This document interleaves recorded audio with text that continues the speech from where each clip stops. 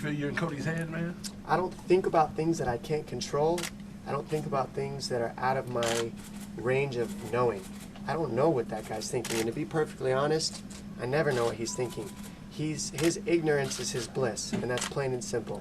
I think that that's his biggest power, is he's telling himself all these positive things. He's got people in his ear telling him these positive things. You hit hard, you're athletic, you're too fast, you're this, you're that.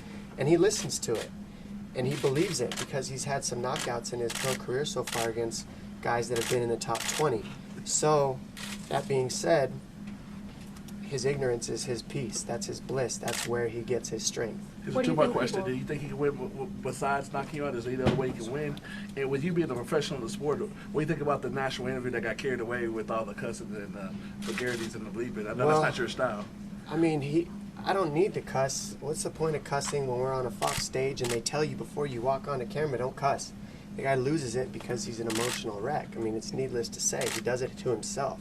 I didn't have to tell him anything. I wasn't bagging on the guy other than calling him Pee Wee Herman because, you know, I mean, if you've ever seen Pee Wee Herman, he's got the gray with the red. It was pretty perfect. But the point I'm trying to make is that's all I could see when I was talking to him. And he talks a lot when he gets flustered, but it's not talk, it's just cuss words. Him knocking me out, every single person I fought for 23 fights had the potential to knock me out. They did. I put myself in the smallest margin for error. I have almost no margin for error when I'm in there. That is my goal. That is the basis behind my style. Every fight style in the world is based on eight limbs. You got your hands, your feet, your knees, and your elbows. We have one extra thing that's not added into that striking, and that's the takedown. That is limb number 9. That is something that I've also added into my style to make it hard to finish takedowns, to accomplish takedowns, to time them. So that's another thing that makes my style look different than all these other people and all these other people in the UFC in the world, is I've added that to my mind process, and I've created wrestling as a branch of striking.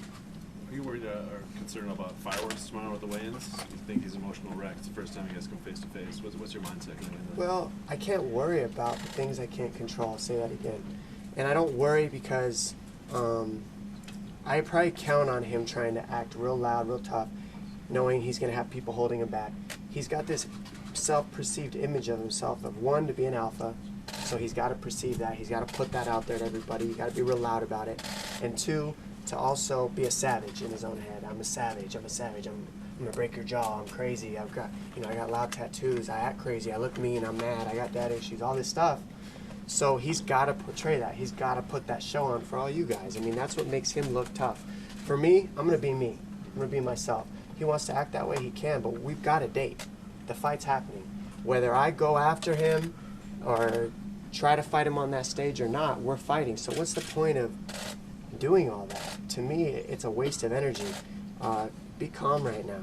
You know, let me give you some tips, buddy. Be calm right now. Calm yourself down, relax, because the fight's happening, buddy. So, you know, save your energy.